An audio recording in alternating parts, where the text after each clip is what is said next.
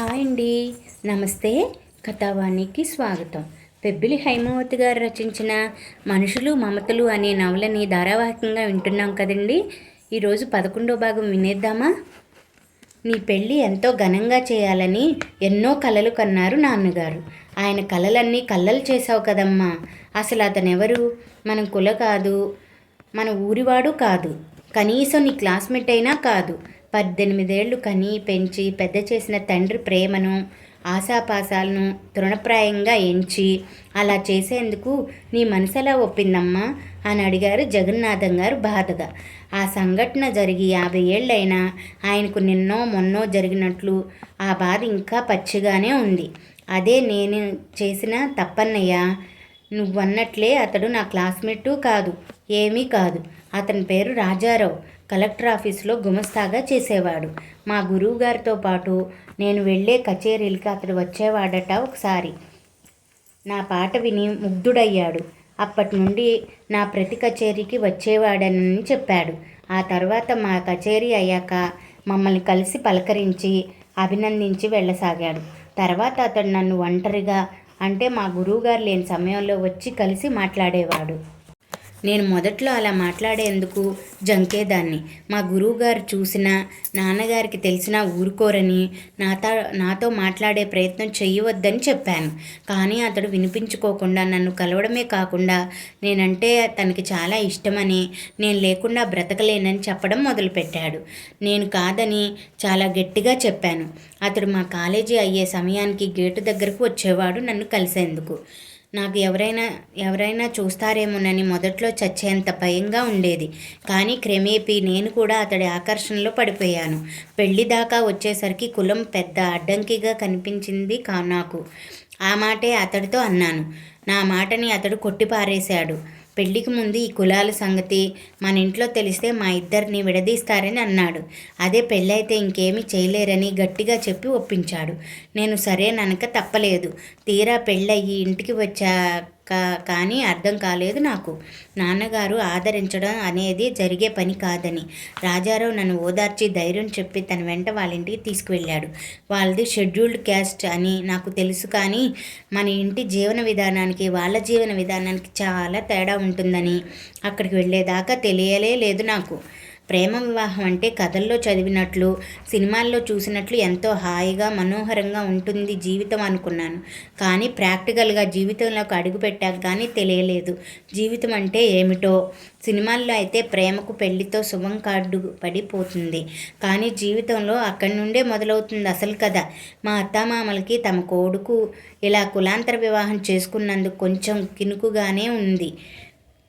మాటకు ముందు మీరు పెద్దంటోళ్ళు అంటూ దెప్పుతూ నేను దేనికి అడ్జస్ట్ కాలేని దాన్నని అన్నట్లు మాట్లాడేవారు.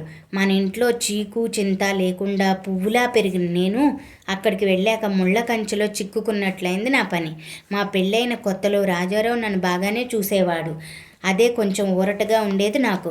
మన ఇంట్లో ఉదయమే కాఫీ తాగే అలవాటు నాకు. అసలు వాళ్ళ ఇంట్లో ఎవరు కాఫీ టీలు తాగరు. టిఫిన్లు అసలే లేవు. రాజారావుతో సైతం అందరూ ఉదయమే చద్దన్నాలు తినేవారు. వారి ఆర్థిక పరిస్థితి, అలవాటు అది. నాకు అదేమీ తప్పుగా అనిపించలేదు. నేనే సర్దుకుపోవడం అలవాటు చేసుకున్నాను. నేను మెల్లగా ఆ పరిస్థితులకు అలవాటు పడసాగాను. కానీ నా మూలంగా చదువుకున్న తమ కొడుక్కి రావాల్సిన కట్న కానుకలు రాలేదని, అత్త ఆడపడుచులుగా వారికి ఏ ముద్దు ముచ్చట్లు తీరలేదని వాళ్ళు సూటిపోటి మాటలతో నన్ను వేధించసాగారు. ఏ పాట మూలంగా అయితే రాజారావు నా వెంటపడి నన్ను ఇష్టపడి పెళ్లి చేసుకున్నాడో ఆ పాటకి నన్ను పూర్తిగా దూరం చేశాడు. నేను వేదికలెక్కి పాటలు పాడితే నా పాట, నా అందం అందరిది అవుతుందట. నేను పెద్దల్ని ఎదిరించి అతన్ని పెళ్లి చేసుకోవడం మొదట చాలా గొప్పగా భావించాడు. ఆ తరువాత అది నా బలహీనతగా ఎంచి మాట్లాడసాగాడు. తిరిగి నేను కచేరీలకు వెళ్తే అతడిలాగే ఎవరైనా కలిస్తే వాళ్లతో వెళ్ళిపోయేంత చపల చిత్తురాలిగా నన్ను భావించాడు. అందుకని నన్ను కచేరీలకు వెళ్ళవద్దని కట్టడి చేశాడు. నా పాట 4 గోడలకే పరిమితం చేశాడు. పోనీ అలాగైనా ఇంట్లో పాడుకొని తృప్తి పడదామనుకుంటే నేను గొంతు ఎత్తితే చాలు నన్ను, నా పాటని మా అత్త ఆడపడుచులు హేళన చేయడంతో క్రమేపీ నా గొంతు మూగబోయింది. పెళ్లికి ముందు జీవితం గురించి ఎన్నెన్ని బంగారు కలలు కన్నాను, కోరి చేరుకున్నాను. కనుక రాజారావు నన్నెంతో ప్రేమగా అపురూపంగా చూసుకుంటాడని అనుకున్నాను. అలా అని నేనేమి అద్దాల మేడలో ఉండాలని, ఏసీ కార్లలో షికార్లు చేయాలని పగటి కలలు కనలేదు. నా వాళ్ళైన మీరంతా ఎలాగూ దూరమయ్యారు. ఉన్న అతడి కుటుంబ సభ్యుల్లోనే మీ అందరినీ చూసుకోవాలని వాళ్ళందరినీ నా వాళ్ళగానే భావించాను. వాళ్లతో తినే పచ్చడి మెతుకుల్నే అమృతంగా భావించాను. నేను వారి నుండి కోరింది కేవలం ప్రేమనే. కానీ అది అక్కడ గగన కుసుమం అయింది. రాజారావుకి కోరికలు ఎక్కువ. ఆ సమయానికి అతడు అనుకున్నట్లు జరగకపోతే చాలు. పర్యావసనం గురించి అసలు ఆలోచించేవాడే కాదు. అంతేకాదు, జీవితం పట్ల ఒక అవగాహన, లక్ష్యము ఏమీ లేవు.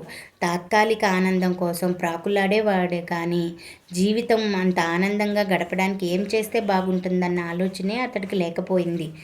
అతనికే కాదు, ఆ కుటుంబ సభ్యులు ఎవరికీ లేదు. ఎలాగోలా తమ పని జరిగితే చాలన్నట్లుండేవారు. నాతో పెళ్లి జరిగే వరకు అదే అతడి జీవిత ధ్యేయం అన్నట్లు తిరిగాడు. పెద్దల అంగీకారం లేకుండా నేను పెళ్లి చేసుకునేందుకు సుముఖంగా లేకపోవడంతో నన్ను ఒప్పించడానికి చాలా కష్టపడ్డాడు. పెళ్ళయ్యాక నాన్నగారు మమ్మల్ని గెంటేస్తే అతడు అదేదో విరోచితమైన కార్యం సాధించినట్లు ఫీల్ అవుతూ వాళ్ళింటికి తీసుకువెళ్ళాడు. నేను అందనంత కాలం ఉన్న ఆకర్షణ అందిన తర్వాత ఏమైందో మరి. క్రమేపీ మా మధ్య ప్రేమ ఇంకిపోయింది. ఆకర్షణ చచ్చిపోయింది. ఒకప్పుడు నాలో ఏ క్వాలిటీస్ అయితే చూసి ఇష్టపడ్డాడో తర్వాత అవి ఎందుకు కొరకరానివయ్యాయి అతని దృష్టిలో. నాది ఎక్కువ కులం అనేది ఒక్కటే అతని ముందున్న పెద్ద సమస్య అయింది. తనలో ఉన్న ఇన్ఫీరియారిటీ కాంప్లెక్స్ను కప్పిపుచ్చుకునేందుకు చాలా డామినేటింగ్గా మాట్లాడుతూ అన్నింటా తానే అధికుడన్నట్టుగా బిహేవ్ చేసేవాడు. అనుక్షణం నన్ను అదుపులో అంటే తన కంట్రోల్లో ఉంచుకోవాలని చూసేవాడు. నేను ఏదైనా చెప్పబోయినా పెద్దగా అరిచి డ్యామేజింగ్గా మాట్లాడి నా నోరు మూయించేవాడు. మా అత్తగారు వాళ్ళు ఈ గొడవలన్నీ వింటే నన్ను మరీ లోకు కట్టేస్తారని నేను మౌనంగా ఉండిపోయేదాన్ని. అది గ్రహించాడు అతడు. నా బలహీనతను అలుసుకట్టి మంచికి చెడుకు నోరు పెంచి నన్ను గడ్డిపోచ కంటే తేలిక చేసి మాట్లాడేవాడు. నాకు అతడు తప్ప వేరే దిక్కులేని పరిస్థితి అయిపోయింది ఇల్లు విడిచి రావడం వలన. అలా రావడానికి కారణం అతడే కదా. కానీ అదంతా పక్కన పెట్టి తను నన్ను పోషిస్తున్నాడు కనుక అతడేమన్నా ఏం చేసినా చచ్చి పడినట్లు ఉంటానని ఉండాలని మూర్ఖంగా అనుకునేవాడే గాని నా మనసులో స్థానం పోగొట్టుకున్నానని గమనించలేకపోయాడు. వైవాహిక జీవితం గురించి నేను కన్న కళ్ళన్నీ కళ్ళాలయ్యాయి. లోకంలో అందరికంటే మాది ఆదర్శ దాంపత్యం అవుతుంది అనుకున్నాను. అతడి పై మాటలు చేతలు చూసి అది కొత్త మోజని గ్రహించలేకపోయాను.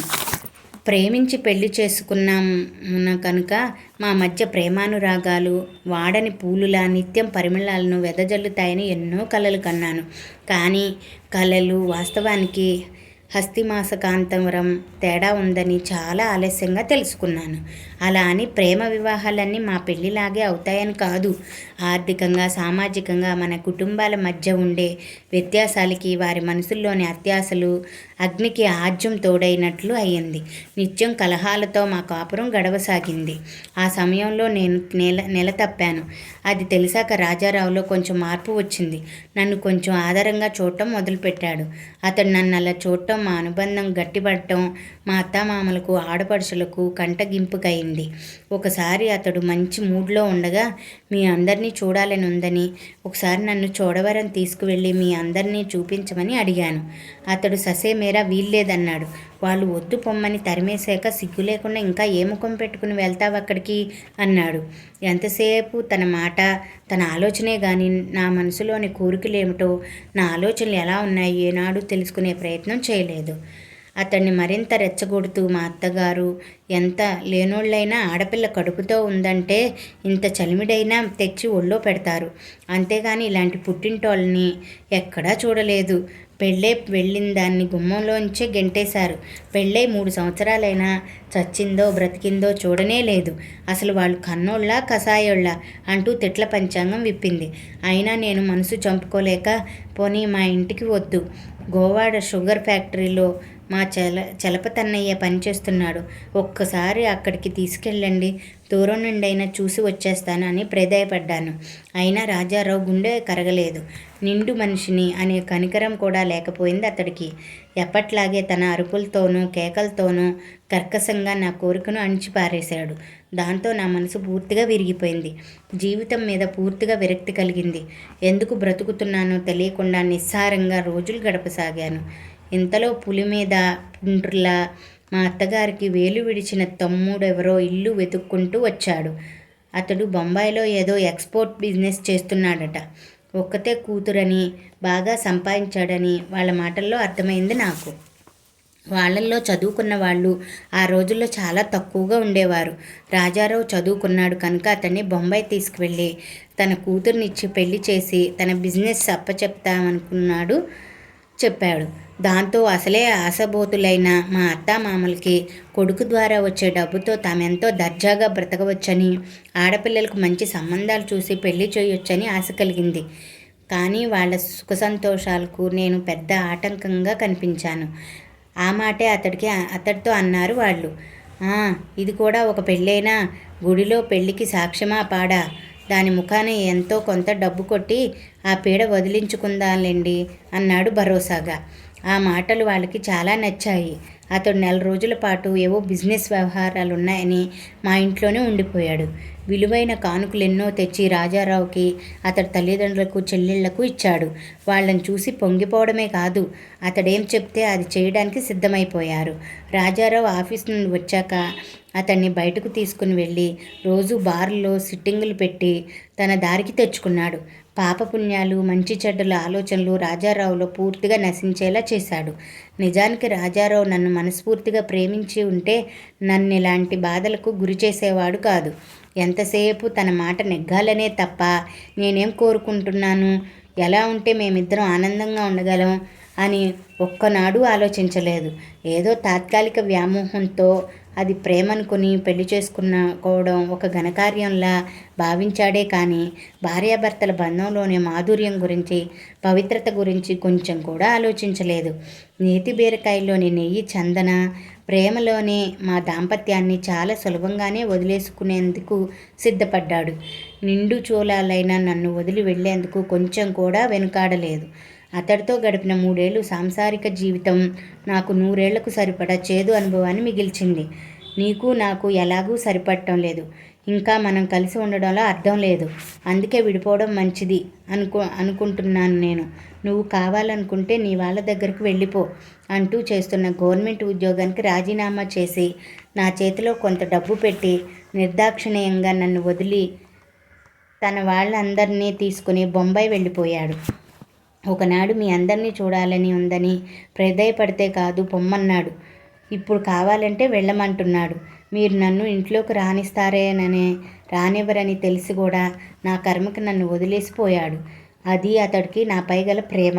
అతడు నన్ను ఆరాధిస్తున్నానని, నేను లేకపోతే బ్రతకలేను అని చెప్తే గుడ్డిగా నమ్మాను. కుక్కతోక పట్టుకుని గోదావరి ఈదినట్లు నా జీవితాన్ని చేసుకున్నాను. మొదట చచ్చిపోదామనే అనుకున్నాను. కానీ కడుపులో ఉన్న బిడ్డను చంపుకునేందుకు మనసు రాలేదు. అతడిచ్చిన డబ్బును పౌరుషంగా అతని ముఖాన కొడదామనుకున్నాను మొదట. కానీ గత్యంతరం లేక తీసుకున్నాను. ఎందుకంటే నా ఒంటి మీద ఉన్న బంగారం ఏనాడో వాళ్ళ కుటుంబ అవసరాలకు వాడేసుకున్నారు. దాంతో నాకు మరో ఆధారం లేక ఆ డబ్బు తీసుకున్నాను. నా పరిస్థితి అంతా చెప్పి ఏదైనా సాయం అడుగుదామని మా గురువుగారి ఇంటికి వెళ్ళాను. ఆయన కాలం చేశారని, గురువుగారి భార్యను వాళ్ళ పిల్లలు వచ్చి తీసుకుపోయారని అక్కడి వాళ్ళు చెప్పారు. నేను నిరాశతో తిరిగి వచ్చేస్తుంటే నాతో పాటు కచేరీల్లో పాల్గొన్న వెంకటేశం గారు కనిపించారు. నా పరిస్థితి విని జాలిపడి నాకు ఉండడానికి చోటు ఇప్పించారు. నాకు నెలల నుండి బాబు పుట్టాక వెంకటేశం గారితో పాటు నేను కూడా కచేరీలకు వెళ్ళడం మొదలుపెట్టాను. ఇంటి దగ్గర చుట్టుపక్కల ఉన్న పిల్లలకు సంగీత పాఠాలు చెబుతూ జీవితం గడపసాగాను. ఆ తర్వాత రాజారావు ఎప్పుడూ నన్ను కలిసే ప్రయత్నం చేయలేదు. నేను కూడా అతని గురించి ఆలోచించడం మానుకున్నాను. కానీ అప్పుడప్పుడు మన వాళ్ళందరినీ తలుచుకొని బాధపడేదాన్ని. మీ అందరినీ చూడాలని మనసు తహతహలాడుతున్నా మీ దగ్గరకు వచ్చే సాహసం చేయలేకపోయాను. బాబు పెరిగి పెద్దవాడయ్యాడు. కష్టపడి చదువుకుని మంచి ఉద్యోగం సంపాదించుకున్నాడు. వాడి దగ్గర నా గత జీవితం గురించి ఏమీ దాయలేదు. అంతా వినేవాడు. నన్నెంతో సానుభూతితో అర్థం చేసుకున్నాడు. అలాగే ఎంతో ప్రేమగా నన్ను చూసుకోసాగాడు.